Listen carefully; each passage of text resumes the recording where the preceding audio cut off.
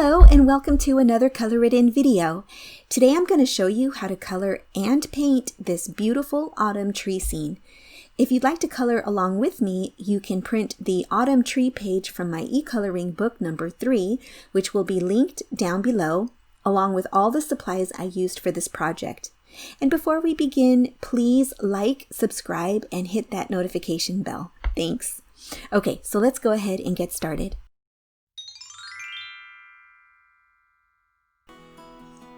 First, I placed the unused side of my low-tack tape to mask off the inner border of my picture. And I know the used tape does not look pretty on camera, but I like to stretch out my supplies wherever I can. And now I'm going to underlay this section of the sky with my white.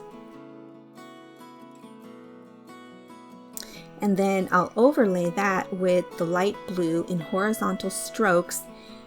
And then after that, I'm going to blend the two colors together.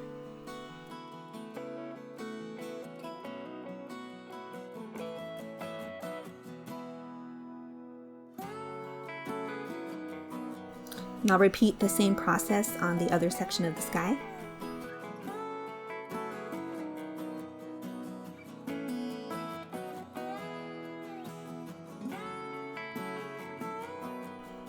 Now I'm taking that dark forest green color to lay in some bushes. I ended up not really liking the pointy shape that I did these in, so I would suggest that you make yours more short and stout.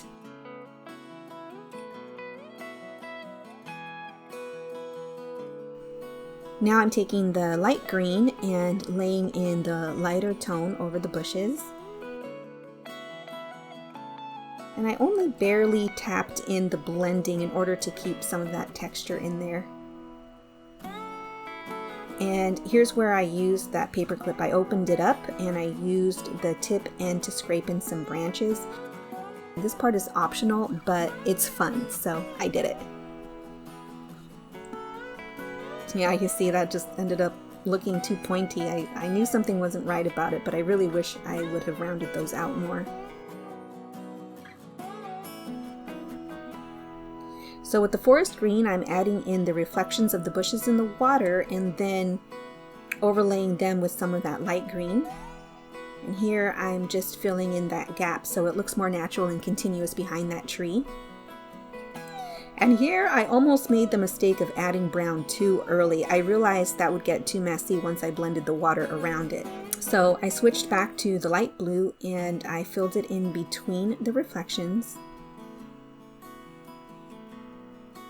And then just colored down to that top section of the landmass. And while it's still moist, I first blended the green reflections. And then with a clean finger, I blended the blue a little bit into the edges of the green and then worked my way down the blue.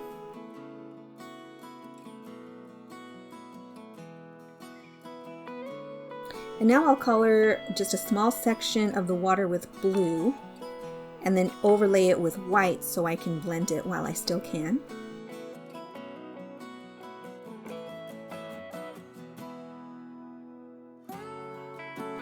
So I'll finish this section off with the light blue. But before I add the white, I'm going to add some dark blue to add some depth to the water. And then I'll overlay it with the white and then blend.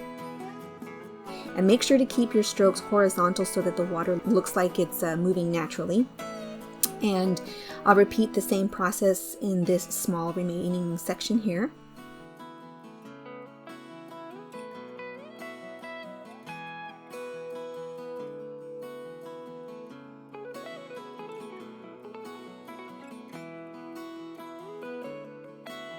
So now I can go back in with that brown. It looks really dark on camera, but this is not the darkest brown, it's the medium toned brown in your box. And I decided to tap in the brown, but if you don't have the patience for that, you can just add a light layer of brown all over the ground. And while I had that brown in my hand, I colored most of the tree and then I went in with white on the left, making sure it overlaps with the brown. but I felt it looked a little too bright white, so I lightly overlaid it with more brown. Then I added the dark brown on the right side and bottom of the tree. And notice how I went back up the trunk, leaving some of that medium brown in between. I did that so that it would look like realistic bark texture. Then with a clean finger, I blended from light to dark.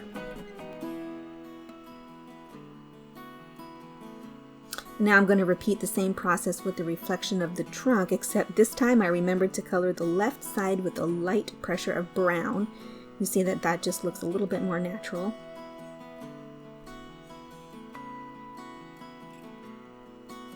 Now I'm taking the lightest red in the box and tapping it in between the brown.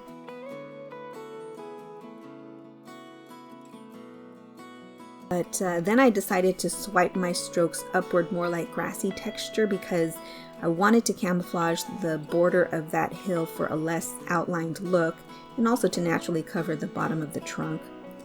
And now I'll add a layer of the lightest orange to the ground.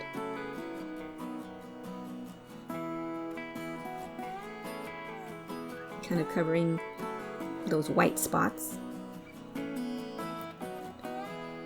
And with the medium yellow, I'll add my final layer for highlights. And notice also that I left a sliver of brown around the front and bottom edge, and I did that so we can see what is grounding all of those leaves.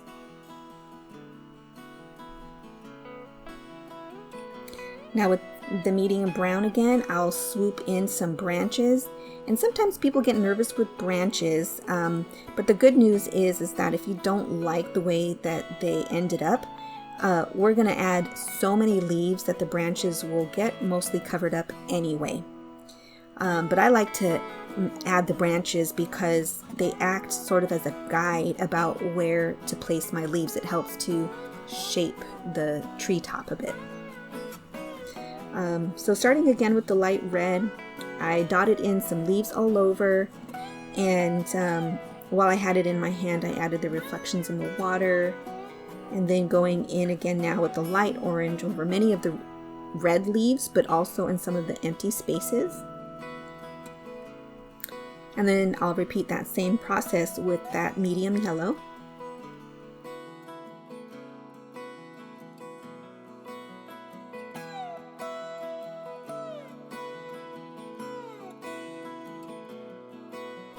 Now I could have just left the leaves sparse like that, but I wanted to go for a really full look.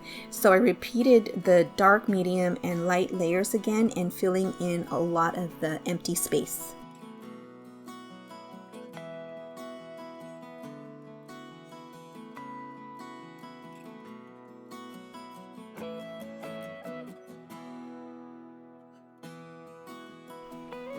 See, I couldn't stop, and I added some falling off the tree, and I did that because I figured how else did so many leaves end up on the ground.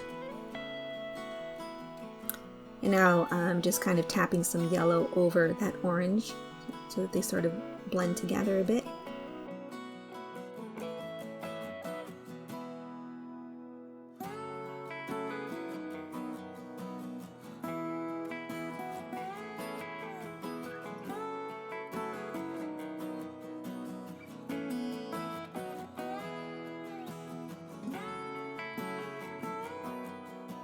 So this isn't the big reveal yet. I decided to work on the frame before going in with the white paint. So using my low tack tape, I masked off the edges of the frame.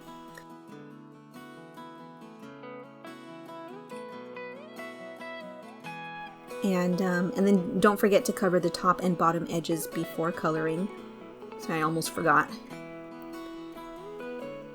And what I'll do on each side is color the outside edges with the dark brown and the inside edges with the medium brown, and then blend it all together before peeling off the tape.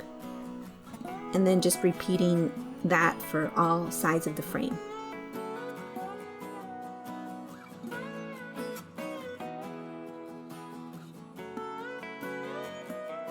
Sorry, you couldn't really see the bottom there. There we go.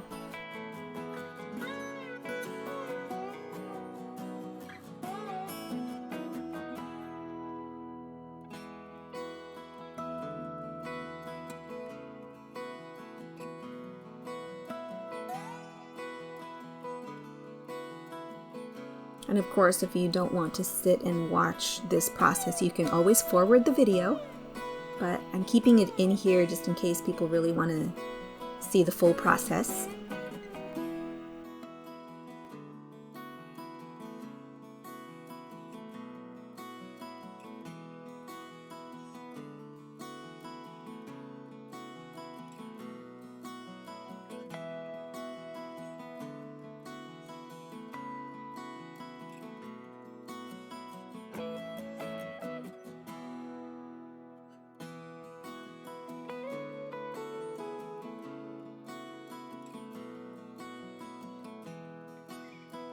So here I made the mistake of adding a strip of tape with an unclean edge against the water, facing the water. So you'll see later that it's smeared a bit, so make sure to just use a clean piece of tape on that side.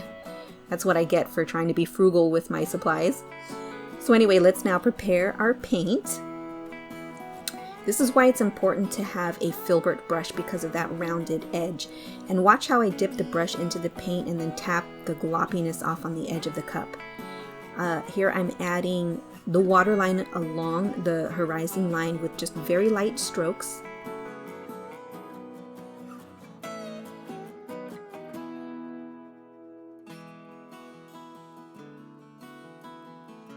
And I wanted to brighten that line a bit, so I went over it a little bit more.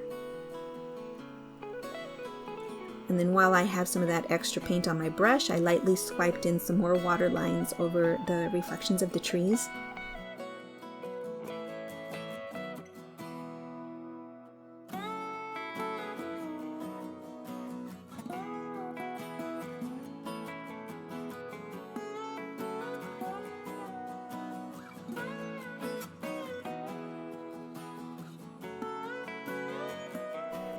Whoops, and see, there's where the brown on the tape got smeared a bit, but no big deal. It's easy to scrape out and fix.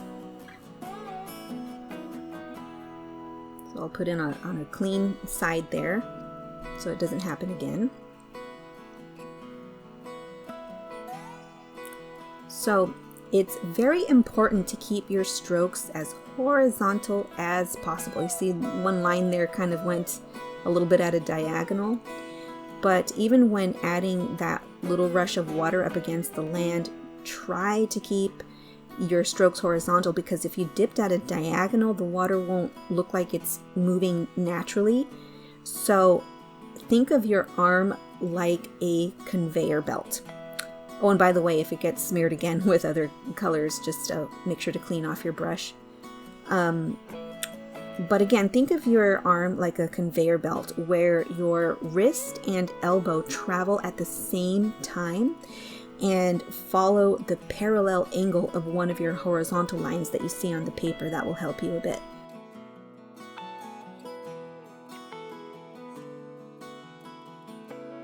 Here I'm adding more layers at this water line because I want this to look brighter than the rest of the water texture, because this is where it would be gathering as it gets stopped and pushed back a little bit by that land mass. And then I'll just finish up the rest of the water texture there.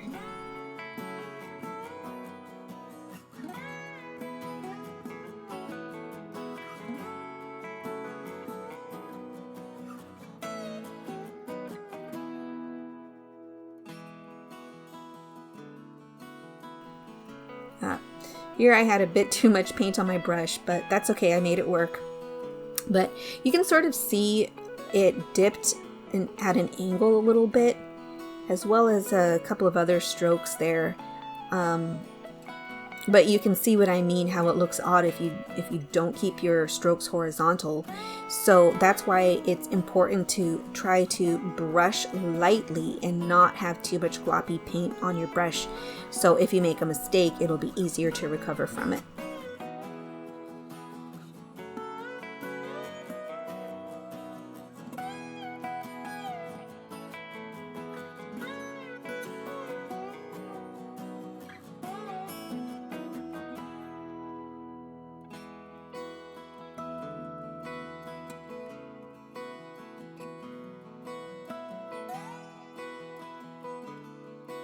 So I saved that colorful part of the water for last because it will smear a little bit.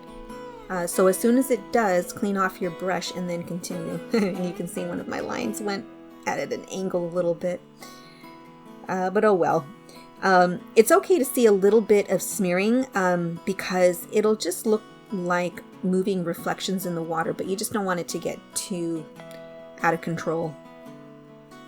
But you see here how adding this white paint over it, it really makes it look like those reflections are sitting just below the surface of the water. And that's one of those like wow factors when doing reflections. That's kind of what makes it look realistic. Oh, and here's me not knowing when to stop once again. I was going to add white highlights to simulate like whimsical fairy dust, but it just ended up looking like white dots sitting on the paper. So I decided to just brush them into the leaves, and it actually ended up giving the tree a more realistic look. So if you like that, you can do the same thing on the leaves on the ground to calm down some of that flaming brightness. I personally like that brightness. I like more of a whimsical look, but it's up to you. Okay, so now here is the final reveal.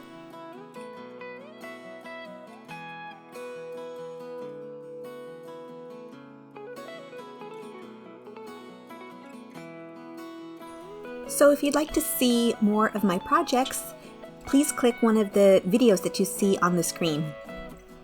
Thanks so much.